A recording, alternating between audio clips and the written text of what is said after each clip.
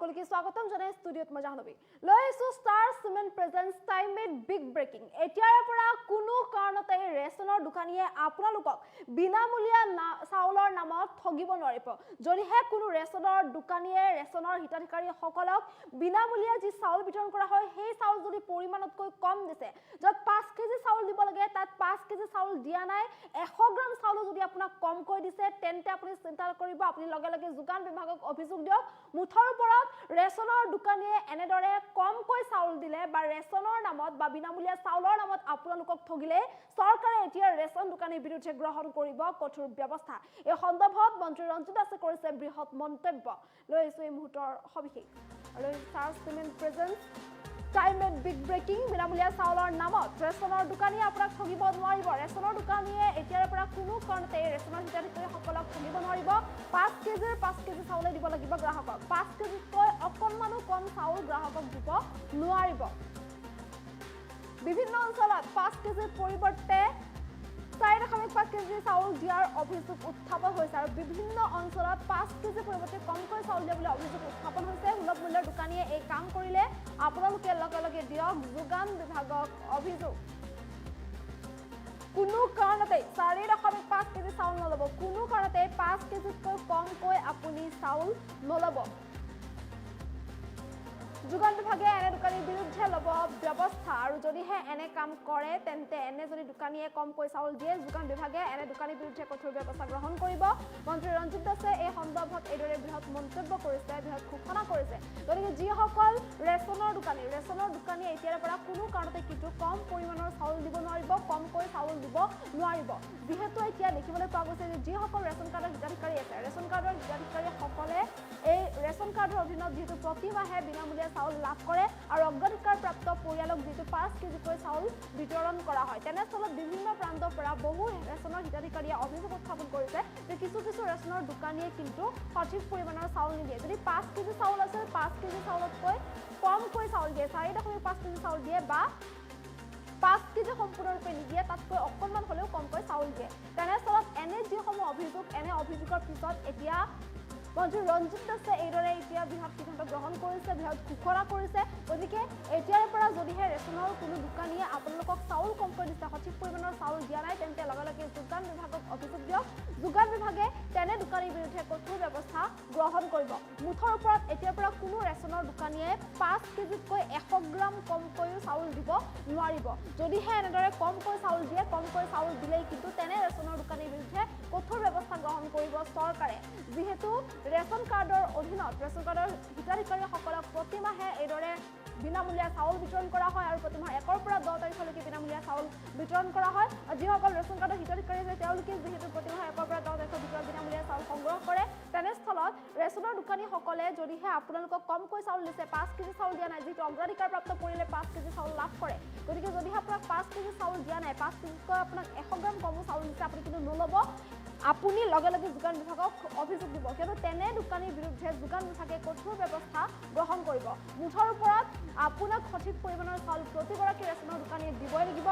5 KG চাউল 5 কেজিয়ে দিব লাগিব তাতকৈ অলপো কমকৈ চাউল দিব নোৱাৰে যদিহে এনেধৰণৰ কমকৈ চাউল দিয়ে তেন্তে তেনে দোকানীৰ বিৰুদ্ধে গ্ৰহণ কৰা হ'ব কঠোৰ ব্যৱস্থা বিভিন্ন প্ৰান্তত বিভিন্নজনে কিন্তু এনেধৰণৰ অভিযোগ উত্থাপন কৰিছে যে 5 কেজি চাউল নিদিয়ে ৰেচনৰ দোকানীয়ে তাতকৈ অলপ হ'লেও কিন্তু কম পৰিমাণৰ চাউল দিয়ে আৰু এনেধৰণৰ অভিযোগৰ পিছতে এতিয়া মন্ত্ৰী ৰঞ্জিত দাসে বৃহৎ ঘোষণা কৰিছে গতিকে এতিয়াৰে পৰা কোনো কাৰণতে কমকৈ চাউল দিব নোৱাৰিব ৰেচনৰ দোকানীয়ে 5 কেজি চাউল 5 কেজিয়ে দিব লাগিব 100 গ্ৰামো কমকৈ দিব নোৱাৰিব আৰু এনে যদি কোনোবাই কমকৈ চাউল দিয়ে তেন্তে আপুনিও সেই চাউল কমকৈ নল'ব লগে লগে যোগান বিভাগক খবৰ দিব এনে দোকানীৰ বিৰুদ্ধে যোগান বিভাগে কঠোৰ ব্যৱস্থা গ্ৰহণ কৰিব বুলি ঘোষণা কৰিছে মন্ত্ৰী ৰঞ্জিত দাসে এই সন্দৰ্ভত ৰঞ্জিত দাসৰ মন্তব্য আমাৰ সৈতে আছে সেয়া শুনাবলৈ চেষ্টা কৰিছোঁ আৰু স্যাৰ মানে কি যেহেতু 5 কেজি পাব লাগে কিন্তু গ্ৰাহকে বা হিতাধিকাৰীয়ে পাইগে মাত্ৰ 4.5 কেজি কিয় লয় 4.5 কিলো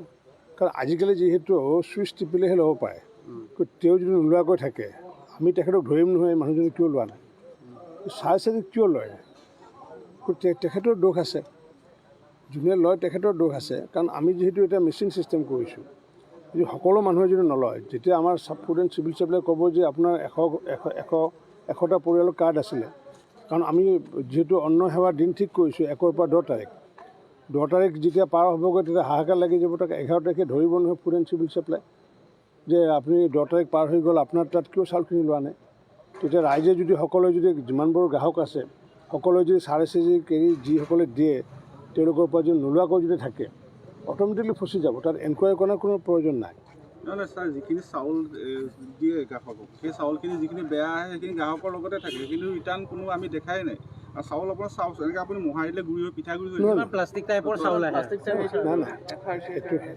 এইটো প্লাষ্টিক চাইবোৰ এই কথাটো নাই উপঙিব। এইটো ভাল কিছুমান তাত যেনেকুৱাকৈ এটা উদাহৰণ মই কৈ আছোঁ। আগতে নিমখ খাইছিলোঁ আমি প্ৰায় 30 বছৰ ধৰি দেখিছোঁ নিমখৰ লগত আমি আয়ডিন মিহলাই দিওঁ, আৰু সেইটো নাম হৈছে আয়ডাইজ চল্ট। আৰু এই আয়ডাইজটো কিয় মিহলাই দিয়া হৈছে, আগতে গলৰ যিটো ঘেক বেমাৰ আছে আয়ডিনৰ অভাৱৰ কাৰণে গল ফুলা যিটো বেমাৰ আছিলে, আজিকালি সেইটো নহয়, কাৰণ কিয় মানুহে এতিয়া চাফিচিয়েণ্ট আয়ডিন পাই আছে। ঠিক তেনেকুৱাকৈ ভিটামিন ফ্লৰিক এচিডকে আদি কৰি আমি এটা বিশেষ টাইপৰ চাউল প্ৰস্তুত কৰিছোঁ, আৰু সেইটো FRK বুলি কয়, ফৰ্টিফাইড ৰাইচ বুলি কয়। আৰু সেইটো 1 কিলো ৰাইচ আমি 99 কেজিৰ লগত মিহলাই দিওঁ, আৰু সেই মিহলাই দিয়া যিখিনি আছে সেইখিনি আকৌ পানীত যেতিয়া ধুলে কিছু সময় উপঙি উঠে। মানুহ সেইটো আকৌ ভাবে প্লাষ্টিক চাউল বুলি ভাবে। এই কাহিনীটো পুৰণা হৈ গৈছে। এইটো চাউলটো খেতি কৰা চাউল নে নাই, প্ৰস্তুত কৰাৰ কথা ক'লে? কোনটো? নাই প্ৰস্তুত কৰা হয়। ইয়াতে ভিটামিন মিনাৰেলছ ফলিক এচিড দি পেলাই চাউলৰ গুড়িজাতীয় বস্তুৰে এইটো মানে প্ৰস্তুত কৰা হয়। ঠিক আছে, এইটো বাহিৰৰ পৰা আহে ক'ব লাগিব। আৰু ছাৰ মানে কি, যিহেতু 5 কেজি পাব লাগে কিন্তু গ্ৰাহকে বা হিতাধিকাৰীয়ে পায়গৈ মাত্ৰ 4.5 কেজি। কিয় লয় 4.5 কিলো? কাৰণ আজিকালি যিহেতু চুইচ টিপিলেহে ল'ব পাৰে, তেওঁ যদি নোলোৱাকৈ থাকে আমি তেখেতক ধৰিম নহয় মানুহজনে কিয় লোৱা নাই। 4.5 কিয় লয়? তেখেতৰ দোষ আছে, যোনে লয় তেখেতৰ দোষ আছে। কাৰণ আমি যিহেতু এটা মেচিন ছিষ্টেম কৰিছোঁ, যদি সকলো মানুহে যদি নলয়, যেতিয়া আমাৰ ফুড এণ্ড চিভিল ছাপ্লাই ক'ব যে আপোনাৰ 100টা পৰিয়ালৰ কাৰ্ড আছিলে, কাৰণ আমি যিহেতু অন্ন সেৱাৰ দিন ঠিক কৰিছোঁ 1 পৰা 10 তাৰিখ, 10 তাৰিখ যেতিয়া পাৰ হ'বগৈ তেতিয়া হাহাকাৰ লাগি যাব, তাক 11 তাৰিখে ধৰিব নহয় ফুড এণ্ড চিভিল ছাপ্লাই যে আপুনি 10 তাৰিখ পাৰ হৈ গ'ল, আপোনাৰ তাত কিয় চাউলখিনি লোৱা নাই। তেতিয়া ৰাইজে যদি সকলোৱে যদি যিমানবোৰ গ্ৰাহক আছে সকলোৱে যদি 4.5 কেজি যিসকলে দিয়ে তেওঁলোকৰ পৰা যদি নোলোৱাকৈ যদি থাকে অট'মেটিকলি ফচি যাব, তাত এনকুৱাৰী কৰাৰ কোনো প্ৰয়োজন নাই। নহয় ছাৰ, যিখিনি চাউল দিয়ে গ্ৰাহকক সেই চাউলখিনি যিখিনি বেয়া আহে সেইখিনি গ্ৰাহকৰ লগতে থাকে, কিন্তু ৰিটাৰ্ণ কোনো আমি দেখাই নাই। আৰু চাউল আপোনাৰ চাউল এনেকৈ আপুনি মোহাৰিলে গুৰি হৈ পিঠাগুৰি হৈ ইমান প্লাষ্টিক টাইপৰ চাউল আহে। নাই এইটো প্লাষ্টিক চাইবোৰ এই কথাটো নাই উপঙিব। এইটো ভাল কিছুমান তাত যেনেকুৱাকৈ এটা উদাহৰণ মই কৈ আছোঁ। আগতে নিমখ খাইছিলোঁ আমি প্ৰায় 30 বছৰ ধৰি দেখিছোঁ নিমখৰ লগত আমি আয়ডিন মিহলাই দিওঁ, আৰু সেইটো নাম হৈছে আয়ডাইজ চল্ট। আৰু এই আয়ডাইজটো কিয় মিহলাই দিয়া হৈছে, আগতে গলৰ যিটো ঘেক বেমাৰ আছে আয়ডিনৰ অভাৱৰ কাৰণে গল ফুলা যিটো বেমাৰ আছিলে, আজিকালি সেইটো নহয়, কাৰণ কিয় মানুহে এতিয়া চাফিচিয়েণ্ট আয়ডিন পাই আছে। ঠিক তেনেকুৱাকৈ ভিটামিন ফ্লৰিক এচিডকে আদি কৰি আমি এটা বিশেষ টাইপৰ চাউল প্ৰস্তুত কৰিছোঁ, আৰু সেইটো FRK বুলি কয়, ফৰ্টিফাইড ৰাইচ বুলি কয়। আৰু সেইটো 1 কিলো ৰাইচ আমি 99 কেজিৰ লগত মিহলাই দিওঁ, আৰু সেই মিহলাই দিয়া যিখিনি আছে সেইখিনি আকৌ পানীত যেতিয়া ধুলে কিছু সময় উপঙি উঠে। মানুহ সেইটো আকৌ ভাবে প্লাষ্টিক চাউল বুলি ভাবে। এই কাহিনীটো পুৰণা হৈ গৈছে। এইটো চাউলটো খেতি কৰা চাউল নে নাই, প্ৰস্তুত কৰাৰ কথা ক'লে? কোনটো? নাই প্ৰস্তুত কৰা হয়। ইয়াতে ভিটামিন মিনাৰেলছ ফলিক এচিড দি পেলাই চাউলৰ গুড়িজাতীয় বস্তুৰে এইটো মানে প্ৰস্তুত কৰা হয়।